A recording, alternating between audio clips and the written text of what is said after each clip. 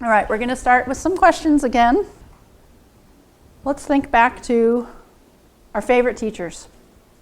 Gabe, might be hard for you, might be favorite teachers current, in the last few years.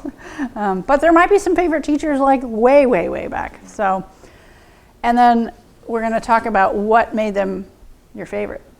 So I'll give you an example of mine. I already alluded to this person. In 8th grade, I took algebra. It's the first time we had algebra coming up. I took algebra, and this woman was so good at how she taught. She had me convinced that I loved algebra. And I thought I was good at it. And I probably was good at it because of the way that she taught me. And I would actually stay after class to talk to her. So she really impacted me a lot. When I went into 9th grade and I went to algebra, I had a complete opposite type of teacher and totally flunked. I mean, not flunked, but I just got passing grades and that's about it. It wasn't like, it was more of a, huh? And so it was because of her, who she was, so. And we'll talk about a little bit more about that, but anyway.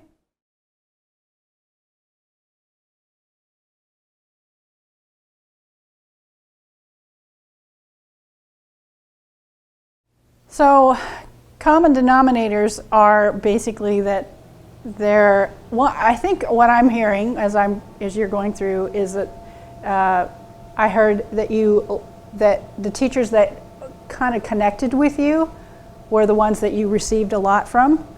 Your math teacher, this woman who did that, but also what the subject was, which would be more closely like related to what you're interested in. So it's kind of a combination.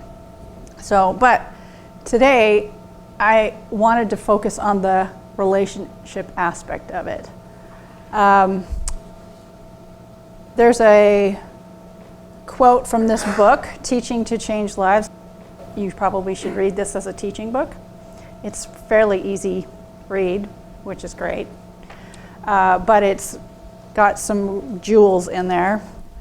And the foreword was done by Bruce Wilkinson. Have you heard of Bruce Wilkinson?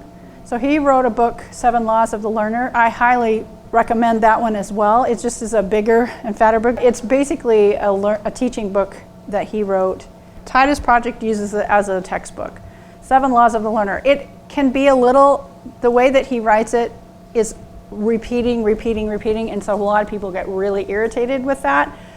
However, that's actually one of the ways for people to remember, and so that's why he's doing it. He's very intentional about doing it, but yes, he does it in all of them because he was actually a student of Howard Hendricks.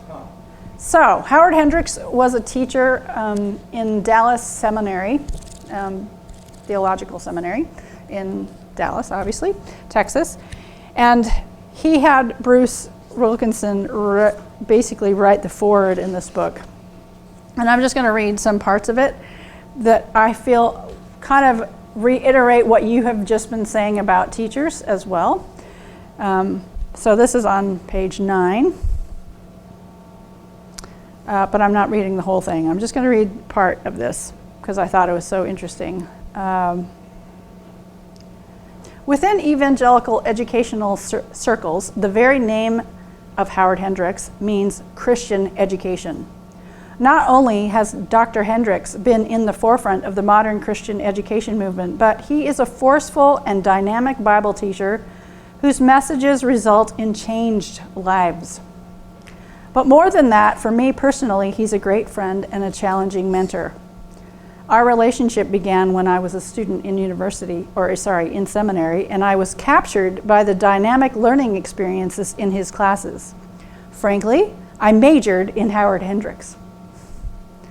Why did I and so many, many other students take every class we possibly could from this one man? Because he cared. He cared about each one of us as individuals and as future communicators. He cared about the truths we would learn in his classes. He cared about the whole process of excellent communication. Yes, he cared about us, and it showed in every word he spoke and every movement he made. The fact is, he was not so much teaching a course as he was ministering to his students. He was ministering to his students. So then he gives an example that I thought was hilarious, and I wanted to share it with you because I thought, wow, I want to learn from this. Toward the end of my final year in seminary, I decided to test Prof. Hendricks. I came into the classroom, sat in the back row, and determined not to pay attention. I just looked out the window into the parking lot. I was going to time him to see how long he would cope with a student who wasn't with him. Well, Prof had a routine in starting every class. He sat behind his desk, and you could watch his legs start bouncing about 3 minutes before the class started, as if he were getting wound up and ready to go. At the stroke of the hour, he would open his mouth and start speaking, and we were off. And he'd sit there for about 8 minutes teaching, which I would never start a class sitting down, but that's whatever. At that point, he'd get up from his chair, go to the board, and draw a chart. And then he'd tell a pertinent joke and go on with his outline. This day, I just looked out the window, and he was out from behind his desk in under 1 minute. He was drawing terrific charts on the board, and he was doing my best I was doing my best not to copy them down. That's hysterical. So he's trying not to be a good student because he wants to test them. Anyway, then he started telling jokes, lots of jokes. Instead of the one, he's like telling a lot. And I tried my hardest to keep from laughing. Then he moved to the corner of the room, directly in my path, gesturing wildly, but still I stared out the window. At the 3-minute, 37-second mark, he was running down the aisle toward me, screaming, "Wilkinson, what on earth are you looking at?" So I apologized and started paying attention, and I didn't tell him about my little experiment until years later. You see, Dr. Hendricks was so committed to seeing his students learn that it drove him to distraction if he was failing in that commitment. And he would do whatever it took to get that one student back on track in the learning process. That's dedication. No, that's teaching. But frankly, it's a kind of teaching we don't see much these days. You should read the book. So basically, I want to say is an effective teacher is one that cares. And that's not just caring about the content, because we often just care about the content, but it's actually caring about the students and where they're at. And if it means taking them aside and saying, let's get together once a week because we need to process, great. It's when you're seeing someone who's kind of on the side and you do whatever it takes to build that relationship. Maybe you can tell they don't trust me, so I need to do whatever it takes to help them to know that I'm trustworthy.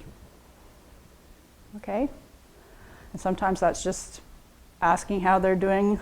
Is there anything that I'm doing that's frustrating for you? But sometimes it's not. Sometimes it's educational barriers, and that's something that we're going to talk about today as well. And so you are the detective, and you're watching, and you're observing, and actually, to be honest, you're talking to other people as well, saying, what's been the history of this person? What's going on with them? How can we, work with them? What's gone on? Like some of the background history. Just like background history opens up the Bible, background history on a person also opens up our communication and relationships with people. All right? And it's not to gossip, it's really to get to know them so that you can draw them out and actually be even more effective. Okay? Any questions, any comments? Does that make sense? Yeah. So it's a paradigm shift from content dumping to actually seeing that you are a minister of the Lord for them to get more and to have a life transformed. So I'm telling you, teaching is not just a bunch of content, giving it out. Even though you are giving a lot of content, you are doing more than that. And that is my style. Some people are more content driven, which is fine, but they need to be stretched in being more relational. Some people are way more relational and they need to be stretched in putting more content. So we all are kind of having to develop in that, right? I think when we first start, to be honest, I think when we first start, we tend to be more content, and then we get really nervous when we're up in front of people because we're like, how am I going to get this out? And we're worried about what they're thinking and so on. True anointing on teaching is when you forget about yourself and you actually are so worried about them, it doesn't matter what you look like. And it's like this thing comes on you and you feel this anointing on you. It's the same thing in worship. Somebody actually told me that in worship, because I would be really nervous when I first started leading worship and stuff.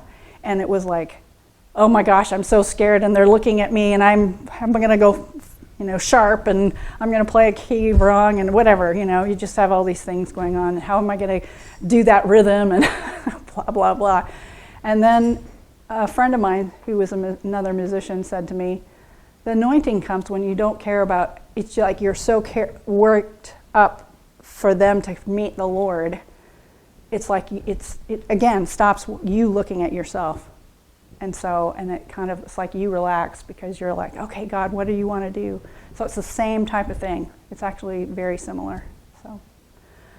And it's all about you and the Lord with these people, and what does the Lord want to do? And so then my agenda went out the window yesterday. Okay, it went out the window because there were some teachable moments. So I was like, we're just going to go with that. And that's why we're going to be having more class on Friday. But that's okay. That's okay. That means that we get to spend some more time together. So, all right. Okay. Any questions? Okay. So, we're going to be looking again at, sorry I didn't open this up. I wanted to just let you see Montana. I have a question. Yes. What do you do when the people who invite you or something might think that you were too relational and they brought you there for content? And so I don't know, there's some times where I'm like, I feel like I'm supposed to be really relational with high school age, these students, but then all of a sudden the youth pastor's just like, well, I wanted you to share for an hour about missions, but you spent the first 10, 15 minutes not. Right. Like, what do you do when the people inviting you don't match what you have for the audience? Right. Okay, so first of all, you need to be praying. I'm going to be like pretty much a stick in the mud about that because, okay, God, what's going on in this person? What is going on with him about this? And so I would then I'd have a conversation with him and bring out more. So tell me more about this. Tell me about your students. Tell me more. Da, da, da, da. Tell me what your heart is, because there's something driving him, and something that he wants you to fix in them. And so I guess that's where I'd start. And then I would communicate some of the values that you are also trying to get across and have a discussion with him, an open discussion, not like, well, I'm sorry, you're wrong, da da da. Like, one of the things that I value is that I believe that in relationship they'll be more open to get information. Right? And so it's always about communicating, but it's always about that relationship in the communication. So you're going to see me saying that all the time. And that is my thing. That's what I like to do, and it's that's probably more my strength anyway. So partly my culture, my personality, my relationship with God, and what God has actually led me to do for years and years. So, Thank you. yeah, no worries.